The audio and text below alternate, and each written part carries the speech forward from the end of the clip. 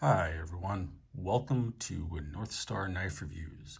Today we're going to take a look at a knife that I didn't make the blade, but I made the knife myself. And I've shown the blade before when I first got it in back in March. This is a Yakut knife, or a Yakutian style blade. And for those of you who aren't familiar, let me quickly look. Here is, in red, is Yakutia, also known as the Sakha Republic. Just to give you a little idea where things are, you've got Norway, Sweden, Finland, you've got the Baltics, Belarus, Ukraine, Mongolia, China, Japan. So it's way over in the northeast of Russia. Now, this blade, as I said, I've shown before. These Yakut-style blades are very unique because they are concave on one side. And you can see here, let me try to get this. You can see the style. It's flat on one side. So it's sort of like what we would call a chisel grind. You know, you've got a bevel on one side, but completely flat on this side, and then you've got this concave part. Traditionally, these have been handled, for the handle they've used birch burl. I didn't use that. This is walnut and desert ironwood. We'll take a look at it in a little more detail in a second.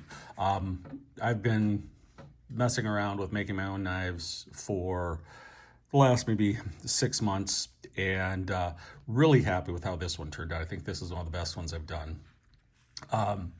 The knife itself, let's talk about the Yakut style blades. Now these come in right-handed and left-handed, and when you hold it, the concave part should be out. So this is a right-handed blade. A left-handed blade would have the concave part on this side, so that when you're slicing push cuts, the concave part is up. Now these work really well for push cuts, not as much for pull cuts, because then the concave part is down and it doesn't dig in the way it would otherwise. These blades are used for these are the daily carry blades in Yakutia. And they're sort of the equivalent of the puukko in Finland and Scandinavia and among the Sami. The historians seem to indicate that these blades are modeled after the bone blades that were used by the first indigenous people in Yakutia, as the people now known as the Yakut or the Sakha moved in. They carried with them iron-making abilities and modeled these after the bone blades that were being used by the peoples that were there when they arrived. What this does for you is creates a stronger blade that's less likely to break in the cold. And the thing with engineering, imagine that you have a little river or stream, and you put a bridge across it. You can put your bridge flat, right, like this, but when you're on it, all the pressure is going straight down, and that can eventually make it break. However, if you have an arched bridge, the pressure goes out to the sides. I mean, there's pressure downward, but it also is transferred out to the sides, and you can hold a much bigger load. And so these are a stronger blade because of that.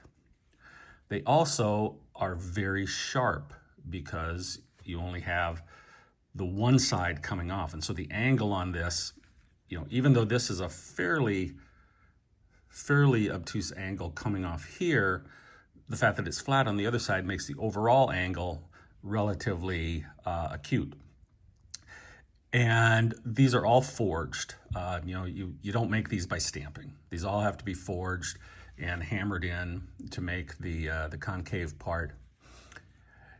And the other thing that's really nice about these, let me find something here. I've got a box here.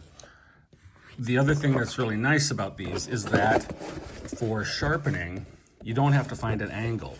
All right, this is gonna be tough to do here, but you don't have to find an angle. I mean, hold on 1 second, everybody. Here we go. You don't have to find an angle. You just lay it flat and then sharpen. And that makes it very easy to sharpen on the go or out in the field using it daily. These are used for all manner of things: skinning, cleaning fish, cutting up meat, chopping things, doing bushcraft, and self-defense if necessary. So these are really unique. They've been making this style of knife for hundreds of years, and the reason that I bought a blank instead of a fully made knife is that they tend to be fairly expensive. To get a decent Yakut knife, the cheapest I've seen, I think I saw one recently for $120, but otherwise they tend to run the upper, 180, 190 on up to $300, $400.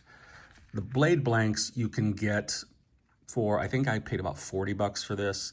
I ordered it January 2nd, shipped to the end of February, which was right before Russia invaded Ukraine. So it's probably a good thing it shipped when it did, or who knows if I would have actually gotten it. And arrived early March. These are handmade. They're made by artisans. You don't have, a company like Mora or Martini pumping out a lot of these. Now, not that those are bad knives because they're made by a big company, but these all tend to be made by artisans, one person working in a shop, making, maybe a couple of blades a day.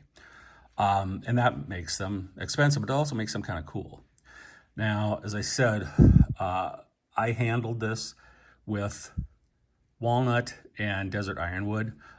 Desert ironwood has these little crevices and things that are in it. And I'm fine with that. I think it's really cool. It's not quite traditional.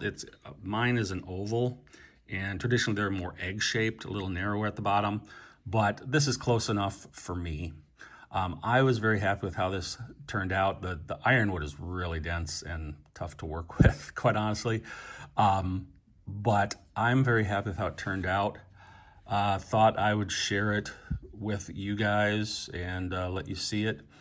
Hope you liked it. I certainly enjoyed making it. Probably not going to be making any more in the near future because these blades are much harder to come by than they were just a few months ago. All right, anyway, hope you guys are having a good day.